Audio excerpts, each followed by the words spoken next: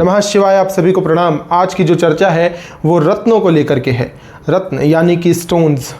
आपने देखा होगा कि जो सक्सेसफुल व्यक्ति है, बहुत बड़ा नामी अभिनेता, नेता या किसी भी क्षेत्र का व्यक्ति हो सकता है, वह व्यक्ति अपने हाथों में रत्न धारण ज़रूर करता है, अवश्य करता है। ऐसा यह संभव नहीं कि हर एक कामयाब व्यक्ति, सक्सेसफुल व्यक्ति अपने जीवन में रत्न का सहारा ले या रत्न को धारण करे ही करे, पर लेकिन हम देखते हैं अधिकतर जो व्यक्ति हैं वह इस विशेष उपाय को 100% करते हैं और अपनी उंगलियों में रत्नों को धारण करते हैं।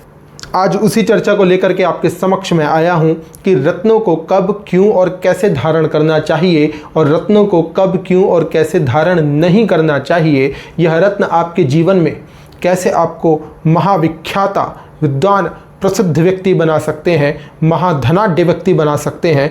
और यदि आपने गलत रत्न धारण कर लिया तो यही रत्न आपको आपके जीवन में कितनी असफलता और आपकी मेहनत का व्यय बहुत ही सरलता से कर सकते हैं। प्रारंभ करते हैं आज की चर्चा। पुनः आप सभी को प्रणाम, नमस्कार, नमः शिवाय। शुरू करते हैं रत्नों को धारण कैसे किया जाए। मैं बात करूंगा आज विशेष, जैसे कि मान लीजिए किसी की जन्म पत्रिका में, थोड़ा सा मैं क्लासिकल टेक्स्ट के अनुसार अब ऐसी कुछ बात करूंगा जो कई लोगों को समझ में नहीं आएगी। जो ऐसा इंसान मेरी वीडियो को आज देख रहा है जिसके लिए बहुत नया टॉपिक है, तो उसको थोड़ा सा 1 मिनट बोर होना पड़ेगा। तो आज मैं थोड़ा विशेष बातें जो कि ज्योतिष को थोड़ा बहुत जानते हैं उनके लिए कर दूं। यदि आपकी जो लग्न मेष है, या मान के चलिए आपके लग्न का जो स्वामी है मंगल है, तो आपका जो रत्न बनता है या जो रत्न आपके लिए फ़ायदेमंद हो सकते हैं वह है मूंगा, मोती और पुखराज। और यदि आपका ग्रह स्वामी चंद्रमा है तो भी यह सेम रत्न रहेगा। बृहस्पति है तो भी यह 3 सेम रत्न रहेंगे। रवि है, सूर्य है, तो आपके लिए माणिक्य और मूंगा और पन्ना इसमें ऐड हो जाएगा। ठीक है। और यदि आपका लग्न स्वामी शनि, शुक्र और बुध है तो डायमंड, मोजोनाइट, पन्ना, नीलम और ओपल होगा। ठीक है। अब इस बात को हम यहाँ पर समाप्त करते हैं। ये आपको समझ में आ गया। अब हम बात करेंगे कि रत्न कब धारण करना चाहिए। अब मैं उसी टॉपिक पर आ गया हूँ कि जो नवीन मेरे भाई आज इस वीडियो को देख रहे हैं, रत्नों का ज्ञान लेना चाहते हैं, तो अब आपके लिए टॉपिक बोरिंग नहीं है। चलिए शुरू करते हैं। देखिए, मेरा यदि मन हुआ कि मैं पुखराज धारण करूँ, ठीक है, तो मुझे पुखराज ऐसे ही नहीं धारण कर लेना। यदि पुखराज बिना शोध के, बिना किसी अच्छे ज्योतिषी से परामर्श लिए बिना आप धारण करते हैं और आपकी जन्म पत्रिका में वह रत्न नहीं बनता, तो आपको पेट में समस्या, आपके मस्तिष्क में समस्या, आपकी स्मॉल इंटेस्टाइन से जुड़ी हुई जितनी भी समस्याएं हैं वो आपको आना शुरू हो जाएंगी। ठीक है। गैस से, वात से बनने वाले जितने जो रोग हैं वो आपको परेशान करना प्रारंभ कर देंगे। अब इसके बीच में मैं एक और विशेष बात बताना चाहता हूं। जैसे कि मैंने आपको बताया, इसमें भी आपको यह ध्यान रखना है कि यदि मंगल लग्नेश है और 3 रत्न आज आप इस वीडियो में सुन रहे हो, तो ये आवश्यक नहीं है कि जन्म पत्रिका में मूंगा, पुखराज और मोती आप पहन ही सकते हो। बस ये क्लैरिटी है कि आपको इन 3 ही रत्नों में से चयन करना है। ये आपको क्लैरिटी आ जाती है। ठीक है। पर इन तीनों रत्नों में से क्या धारण कर सकते हो, ये जन्म पत्रिका को खोलने के बाद, शोध करने के बाद, पढ़ने के बाद ही पता लगता है। तो रत्न बनने पर, लग्न से जुड़ने पर भी धारण नहीं किए जाते। यदि रत्न धारण करने पर 1% भी यह संचय, यह संकोच है कि यहां हानि हो सकती है, तो आपको रत्न का सहारा नहीं लेना है। रत्नों को धारण करने से पहले बहुत बार शोध करवाना है, करना है। और मुख्यतः आज मैं आप सभी को बता देता हूं, यदि आपका कोई प्रश्न है, आपको लग्न के अनुसार कन्फ्यूज़न है, आप मुझे कमेंट करिए ताकि मैं आपको उसका उत्तम ज्ञान प्रदान करवा सकूं या कर सकूं। अब हम बात करेंगे पुखराज, जिसकी टॉपिक चल रही थी, जिसकी चर्चा चल रही थी कि भाई स्मॉल इंटेस्टाइन, वात से बनते हुए जो रोग हैं, गैस की जो प्रॉब्लम होती है, ठीक है, वज़न बढ़ना, एकदम से आपका वज़न बढ़ जाए, ठीक है, ये सारी जो परेशानियां हैं ये पुखराज आपको दे सकता है यदि आपने पुखराज गलत तरीके से धारण किया है या गलत समय पर धारण किया है या जन्म पत्रिका में बनता ही नहीं। अब रत्नों में जो श्रेष्ठ रत्न है, जो सबसे अधिक तेज जल्दी अपना प्रभाव दिखाता है, वह माणिक्य की मैं चर्चा करता हूं।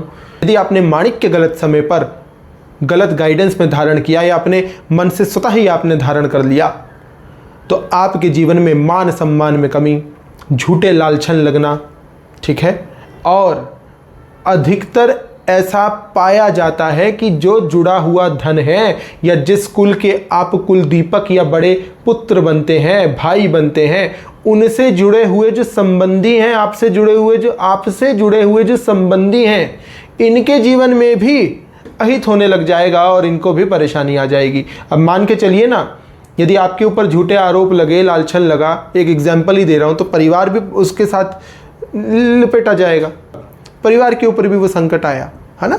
तो जो मान की हानि हुई वो परिवार की भी हुई। इसी प्रकार से जो माणिक्य है वो मान हानि में ही परिवार को नहीं घसीटता, अपने साथ जोड़ता, हर एक हानि में जोड़ लेगा। अब हम चर्चा करेंगे नीलम की। अभी इस वीडियो को ज़्यादा लंबे नहीं करते, अभी एक सरल सूत्र के तौर पर मैं आपके समक्ष ये वीडियो रखने आया हूँ। अब हम चर्चा करेंगे नीलम की विस्तार से, कभी इन्हीं रत्नों के ऊपर और बड़ी वीडियो बना देंगे, पर लेकिन अभी आज आप सभी को इसका ज्ञान मिलना मुझे लगता था अनिवार्य था, बेहद आवश्यक था, इसलिए मैंने बना दिया ये वीडियो को, ठीक है। अब हम नीलम की चर्चा करते हैं। तो नीलम सबसे पहले बाएं पैर पर कष्ट देता है, नीलम सबसे पहले एक्सीडेंट करवाता है, नीलम सबसे पहले कहीं ना कहीं कोई ना कोई शरीर के अंग की हड्डी तोड़वा देता है यदि गलत तरीके से धारण किया। और कोई भी रत्न हो, अगर उसको अच्छा फल परिणाम देना होगा तो वह आपके जीवन का सर्वस्व जो अच्छा हो सकता है वो करवाता है। तो अच्छी बातें नहीं बता रहे ये मत सोचो, जिसके मन में ये विचार आया होगा, ठीक है। तो यहाँ पर ये सोचना है कि जो हानि हो सकती है हमें उसको जानना है। उत्तम तो जितना हो जाए, जो हो जाए वो तो अच्छा है ही है। और आगे यदि मैं इसकी विस्तार पूर्वक वीडियो बनाऊंगा तो उसमें आपको सभी कुछ बता दूंगा, पर लेकिन आज आप जानिए हानि। नीलम, तो नीलम को भी ऐसे ही धारण नहीं कर लेना है, ठीक है। नीलम सबसे पहले हड्डी तोड़वाएगा, दांतों से संबंधित रोग उत्पन्न करवा देगा। अब हम आते हैं नेक्स्ट रत्न पर, वो है गोमेद। गोमेद हमेशा आपको आपकी किसी भी ऐसी स्टेटमेंट से आपको फंसवा देगा जो आपने सोची भी ना हो। आपने किसी के लिए कुछ कह दिया, या आप वक्ता है, नेता है, आपने कुछ हित के लिए भी किसी के कह दिया, तो वही बात आपकी कही हुई आपके जीवन में मान हानि, धन हानि और कुल संपत्ति की हानि बनकर के सामने आती है। और ये जो साइबर क्राइम्स होते हैं, इन सब का भी शिकार आप बनते हो गोमेद को गलत तरीके से धारण करने से, यदि पता ही नहीं। गलत तरीके से धारण करने का अर्थ यह भी है कि जन्म पत्रिका में रत्न बना, पर लेकिन उससे संबंधित जो धातु है उसमें वो नहीं पहना गया। आप मेरी बात समझे। नीलम को हमेशा लोग चांदी में पहनते हैं, वाइट गोल्ड में पहनते हैं, गोल्ड में पहनते हैं। आपने पंच धातु में पहन लिया, अष्ट धातु में पहन लिया, ठीक है। अब आपने कॉपर में पहन लिया, आयरन में, लोहे में पहन लिया, दिक्कत देगा। माणिक्य को आपने चांदी में पहन लिया, दिक्कत देगा। गोमेद को आपने चांदी में पहन लिया, दिक्कत देगा। पुखराज को आपने चांदी में पहना, दिक्कत देगा। पुखराज केवल गोल्ड में, नीलम केवल वाइट गोल्ड में, माणिक्य केवल गोल्ड में, गोमेद केवल गोल्ड में। गोमेद को तो मैं कभी सजेस्ट जीवन में नहीं करता कि आप धारण करो, पहनना ही नहीं है। गोमेद के लिए सर्वश्रेष्ठ जो रत्न के तौर पर उपाय है वो है गोमेद के शिवलिंग का रुद्राभिषेक। अब हम बात करते हैं केतु के रत्न की। तो केतु का भी रत्न धारण नहीं करना है। केतु का रत्न भी समस्या पैदा करता है, सेम राहु को लेकर, राहु से संबंधित जो समस्या है और जो आदि दैविक शक्तियां हैं, इसका जो आशीर्वाद है वो पूर्णता नष्ट कर देता है यदि केतु का रत्न गलत तरीके से लहसुनिया अगर आपने पहन लिया तो, ठीक है। अब हम बात करेंगे मोती की। मोती आपको कोई भी औषधि नहीं लगने देगा। गलत मोती धारण करने से अनेकों प्रकार के रोग कब आपके जीवन में प्रकट हो जाएंगे आपको पता ही नहीं लगेगा। और हाँ, एक मोती आता है बसरा का मोती, वो रत्नों में श्रेष्ठ माना जाता है और मोतियों में तो श्रेष्ठ है ही। 3 घंटे में अपना असर दिखा देता है, बहुत तेज उसकी क्षमता है असर दिखाने की। तो मोती को चयन करते समय भी अधिक से अधिक जितने विद्वान मिल सके उनसे चर्चा करना, और जितनी बार जितने ज्योतिषियों से कर सको उतनी ज्योतिषियों से चर्चा करना, तभी मोती धारण करना। मोती धारण करने पर रोग आएंगे तो, पर रोग आने के बाद नष्ट भी नहीं हो सकते, समाप्त भी नहीं हो सकते यदि गलत तरीके से धारण किया गया तो। और अगर अच्छे तरीके से धारण किया गया तो कहना ही क्या है, मन संतुष्ट। और जिस कार्य को मन से करोगे उस कार्य में सफलता, माता का आशीर्वाद, ब्रह्मचारिणी देवी का आशीर्वाद, ठीक है, माँ गौरी का आशीर्वाद आपके जीवन में प्रत्यक्ष रूप से आपके ऊपर, आपके साथ सहायक बन करके चलेगा। अब हम चर्चा करेंगे पन्ना की। तो जब आप पन्ना धारण करते हो तो आप जिस भी क्षेत्र में कार्य कर रहे हैं वहाँ पर आपकी जो बुद्धि है वो गलत तौर पर, गलत तरीके से कार्य करती है, ठीक है, और आपकी जो बुद्धि का बल है, विवेक है, वो नष्ट हो जाता है। पन्ना धारण करने से शरीर की नसों से संबंधित जितने रोग हैं, जितनी तकलीफ है, वो दुख दर्द बढ़ जाता है यदि गलत तरीके से धारण करो तो।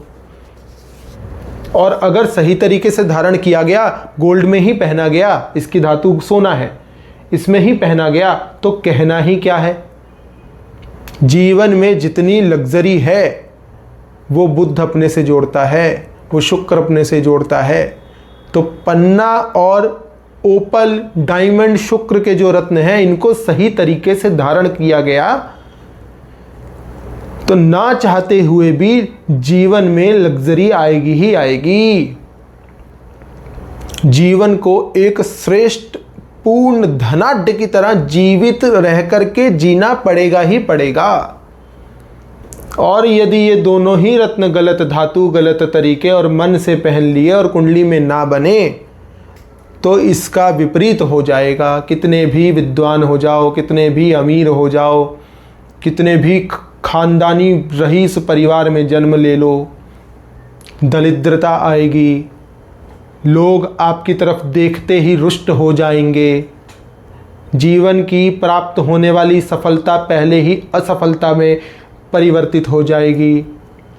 तो रत्नों का इतना महत्व है, और रत्नों के लिए मैं बार बार कहता हूं कि रत्न जब ही धारण करो जब 100% 110% आपके लिए फायदेमंद हो, अदरवाइज रत्नों को धारण नहीं करना है। संपर्क करने के लिए दिए गए जो नंबर है इस पर आप अपॉइंटमेंट बुक कर सकते हैं, मेरा असिस्टेंट आपको रिप्लाई दे देगा। और मिलते हैं जल्द ही एक नई वीडियो में। नमः शिवाय।